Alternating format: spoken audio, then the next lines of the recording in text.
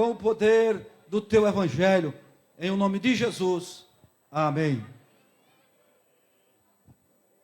Também saúdo a todos em nome de Jesus, os que dispõem de Bíblia e desejam acompanhar conosco a passagem que se encontra no Evangelho segundo Lucas, capítulo 23. Evangelho de Jesus, segundo escreveu Lucas, capítulo 23, a partir do versículo de número 39. Agradeço ao pastor Gustavo pelo convite, à amada Igreja de Cristo em Caraúbas, pela honra que nos concede nesta noite. Evangelho segundo Lucas, capítulo 23, a partir do versículo de número 39, diz assim a palavra do Senhor. Um dos malfeitores crucificado blasfemava contra Jesus, dizendo: você não é o Cristo? Salva a ti mesmo e a nós também. Porém, o outro malfeitor o repreendeu, dizendo: você nem ao menos teme a Deus, estando sobre igual sentença? A nossa punição é justa, porque estamos recebendo o castigo que os nossos atos merecem. Mas este nenhum mal fez. E acrescentou: Jesus, lembre-se de mim quando vieres do teu reino. E Jesus lhe respondeu: em verdade te digo que hoje mesmo estará comigo no paraíso. Versículo 43, mais uma vez, Jesus disse: em verdade te digo que hoje mesmo estarás comigo no paraíso. Meus amados irmãos, para a introdução da minha mensagem, eu quero trazer à memória dos ouvintes uma história conhecida de muitos, e às vezes a gente passa despercebido, mas eu acho importante trazê-la à memória. No dia 13 de junho de 1927, o prefeito Rodolfo Fernandes, da então cidade de Caraúbas, da então cidade de Mossoró, melhor dizendo, ele recebera, algumas semanas atrás, uma carta de Virgulino Ferreira da Silva, o vulgo Lampião. E a carta dizia que ele iria invadir aquela cidade. Ele iria saquear o Banco do Brasil. E ia fazer uma verdadeira guerra. Rodolfo Fernandes recebeu a carta e de imediato respondeu: Virgulino, qual o motivo, qual a intenção de você fazer isso? A segunda carta de Virgulino, ele pediu 400 contos de réis para Rodolfo Fernandes, para evitar de saquear aquela cidade e, consequentemente, destruir aquele povo. O vulgo Lampião recebeu a segunda resposta de Rodolfo Fernandes: Lampião, você pode vir que nós estamos esperando você na bala. Rodolfo Fernandes, como verdadeiro estadista, cercou a cidade, tirando as mulheres e crianças da cidade de Mossoró. Na época, 20 mil habitantes, 1927. As pessoas migraram da cidade para as mais próximas, foram para os sítios, e tinha pouquíssimos militares na cidade de Mossoró. Ele conseguiu regimentar 150 homens. Da maioria deles, mais de 100 eram civis. Armaram aqueles homens, prepararam para uma batalha contra o maior cangaceiro desse solo brasileiro, o vulgo Lampião.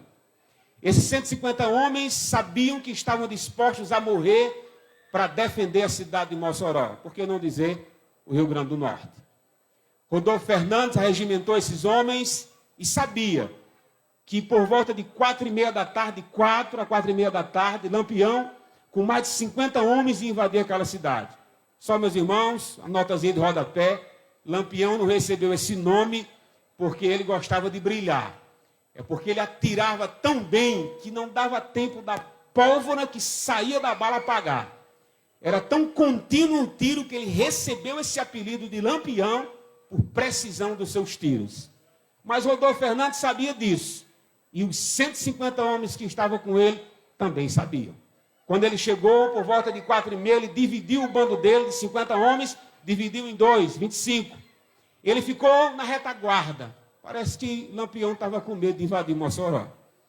Quando ele se deparou na cidade de Mossoró, próximo à igreja de São José, uma verdadeira chuva de bala Começou de 4h30 da tarde e terminou quase 6 horas da noite, no dia 13 de junho de 1927. Lampião não esperava tanta chuva de bala em sua direção. Mas, irmãos, foi tanta bala que um dos sobreviventes do cangaço disse que ele não sabia se até o santo estava tirando naquela noite tanta bala que teve no dia 13 de junho. O interessante, meus irmãos, é que a artilharia por parte dos militares, dos civis, estavam preparados para receber o bando. Dos 25 que chegaram primeiro, 2 foram alvejados. O primeiro morreu na hora.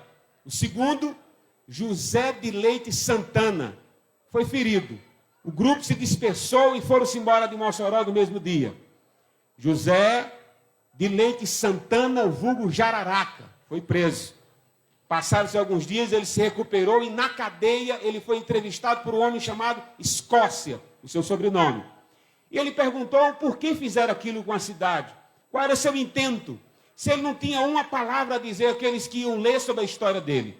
Jararaca disse que não.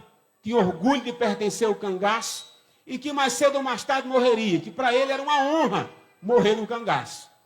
Alguns que faziam parte dos militares da época armaram o seguinte traje, o plano para Jararaca.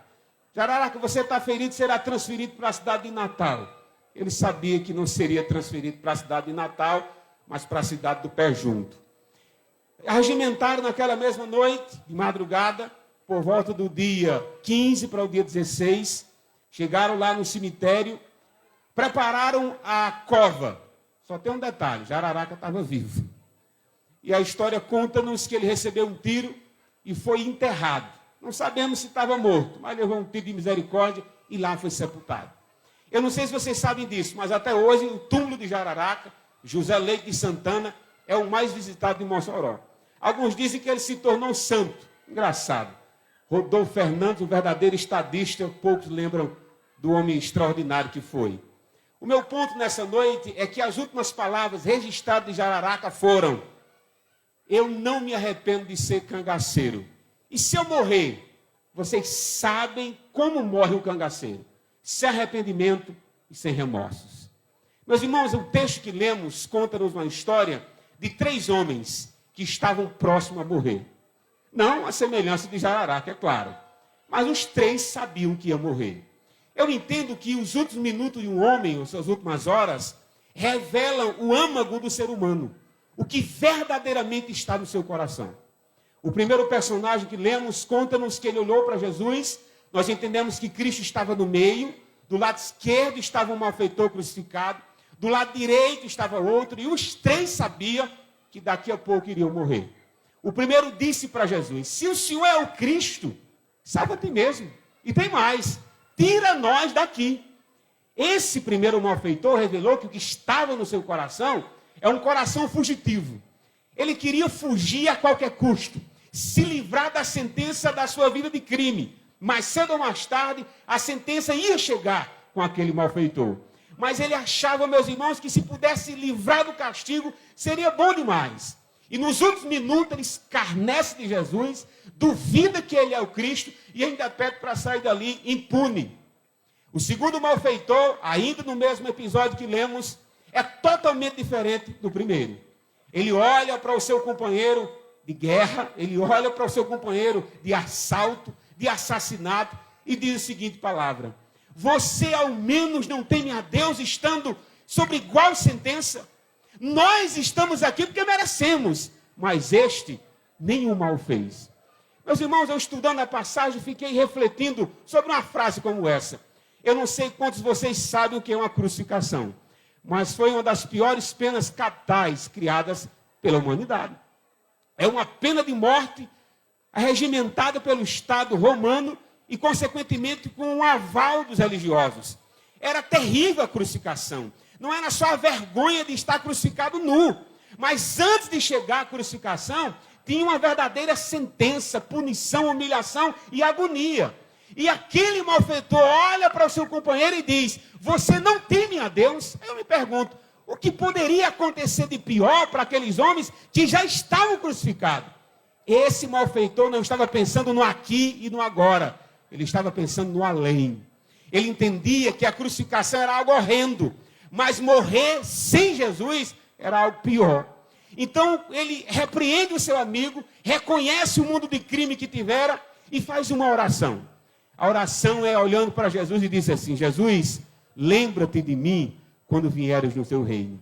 Então as últimas palavras desses dois malfeitores, a semelhança de alguns cangaceiros, totalmente diferente. É uma palavra de arrependimento. É reconhecendo a vida que teve longe de Deus. E ainda ora, pedindo para que aquele Jesus, que ele reconhece como Cristo, o tirasse daquela situação. Não da cruz, mas da punição que estava por vir. Então o primeiro coração eu identifico como coração fugitivo. O segundo personagem eu identifico como um coração quebrantado, um coração arrependido. E o terceiro personagem da história é Jesus Cristo. Crucificado entre dois malfeitores, escuta o que o segundo diz e diz uma das palavras mais lindas da Bíblia. Primeiro, Cristo dá uma garantia. Jesus disse: em verdade eu te digo. Glória a Deus. Meus irmãos, Cristo nos seus minutos finais não tinha praguejamento. Nos seus minutos finais não tinha vergonha. Nos minutos finais de Cristo Jesus, ele tinha verdade para ser dita. Ele tinha verdade que liberta. Ele tinha verdade que transforma. Nos seus minutos finais, ele não praguejou os seus algozes. Ele não humilhou aqueles que estavam iguais a eles na crucificação. Mas como se não bastasse a garantia, Jesus Cristo disse: hoje mesmo estarás comigo no paraíso. Meus irmãos, esse coração é um coração amoroso, que olha para um dos malfeitores que realmente teve uma vida longe de Deus, uma vida de assassinatos e roubo, mas no minuto final abriu seu coração para Deus e entendeu de que em Jesus, independente de quanto tempo de vida você tenha, tem salvação para você, tem perdão para você, tem uma vida nova para você. E Cristo olha para aquele homem e diz: eu digo a verdade para você, e eu digo o seguinte: você estará comigo no paraíso hoje mesmo. Meus irmãos, eu não posso garantir ninguém que vai para o paraíso comigo, e nem muito menos hoje mesmo. Mas o dono do paraíso, que é Jesus, ele pode dizer a mesma coisa hoje. Tem paraíso para você, tem perdão para você, tem restauração para você. Os minutos finais da minha vida e da sua, nós não sabemos quantos homens maus, nos minutos finais, creram em Cristo, arrependeram dos seus pecados e tiveram outra vida, uma vida mudada e transformada. Mas pastor, qual será o meu último dia sobre a terra? Eu não sei. O que eu lhe garanto é que hoje Cristo te chama ao arrependimento. É que hoje tem salvação para você. É de que hoje Ele dá uma nova oportunidade. E eu não sei qual será a próxima. E a oportunidade é: em verdade eu te digo que tem paraíso para você. Tem salvação para você. Meus irmãos, era o que o homem precisava ouvir. Ele não foi livrado das punições dos seus pecados dessa vida. Ele não foi tirado da cruz, ele morreu no mesmo dia. Cristo, às 3 horas da tarde, morreu. O primeiro malfeitor morreu também sem Cristo. Mas nos minutos finais mostra-se um coração amoroso e um coração arrependido. Nessa noite, para você que veio com a intenção de adorar a Deus, celebrar o nome de Cristo, celebre a Deus pela vida eterna que você tem. Exalte a Deus pela vida eterna que Cristo conquistou para nós naquela cruz. Se Cristo tivesse ouvido o primeiro malfeitor, se Cristo desce da cruz, nós desceríamos ao inferno. Então ele não ouviu o primeiro malfeitor, mas ele ouviu o segundo. O segundo foi: lembra-te de mim quando vieres no seu reino. Glória a Deus. E o segundo Cristo ouviu: o que você tem pedido a Deus? Quais são as suas expectativas para com Cristo Jesus? É uma mudança de vida? É uma saída de uma crise financeira? É a restauração da sua família? Que pedido mesquinho, que pedido pequeno, comparado à vida eterna com Cristo Jesus. Então nessa noite, faça como o segundo malfeitor: Jesus, lembra-te de mim. E a resposta de Cristo é: Deus se lembra de você, Deus atende você, Deus ouve as suas orações, Deus ouve o seu clamor de perdão, de reconciliação e oferece para você a vida eterna. Jesus Cristo disse: vinde a mim, todos que estão cansados e sobrecarregados, que eu vos aliviarei. Esse pedido, meu querido, está de pé, a porta da graça está aberta, mas para que você usufrua dela, É preciso que você confesse que Jesus é Senhor e Salvador. E é preciso que você arrependa-se dos seus pecados enquanto há tempo. Nós vamos celebrar a Deus nessa noite com o nosso cantor Chaga Sobrinho. Mas eu não quero que você saia daqui pensando apenas no aqui e no agora. Eu quero que você pense no céu. Eu quero que você pense em Cristo. Eu quero que você lembre que tem saída para você. Tem uma alegria indizível. Tem uma alegria eterna. Tem um perdão permanente oferecido para você nessa noite. Que Cristo Jesus continua salvando, continua chamando as pessoas ao arrependimento e à mudança, independente da vida que você tenha. Não há problema, meus irmãos, com o seu passado. O que eu quero saber é do seu presente e garantir seu futuro em Cristo Jesus, o nosso Senhor. Aonde está a primeira pessoa que deseja voltar para Jesus? Você entendeu que não se sabe o dia do amanhã. Você entendeu que não dá para prepararmos a nossa vida eterna postergando a nossa decisão. O que eu garanto é que hoje é o dia aceitável. Para você que está afastado dos caminhos de Deus, volta, aleluia, volta hoje. Hoje Ele te chama. Hoje a porta da graça está aberta e Ele tem vida eterna para você. Aonde está você? Para vir a Cristo, tomar essa decisão, abandonar a vida de pecado e ter o seu nome escrito no livro da vida. Aqui nessa noite eu agradeço a Deus a minha rica oportunidade. Pastor Gino, pode aproximar-se. E eu louvo a Deus a oportunidade. Mais uma vez agradeço, pastor Gustavo. E não se esqueça disso. Você não sabe o seu último dia. Mas uma coisa você pode ter certeza hoje. Cristo te ama, te chama e quer te salvar. Amém. Louvado seja Deus. Palavra maravilhosa.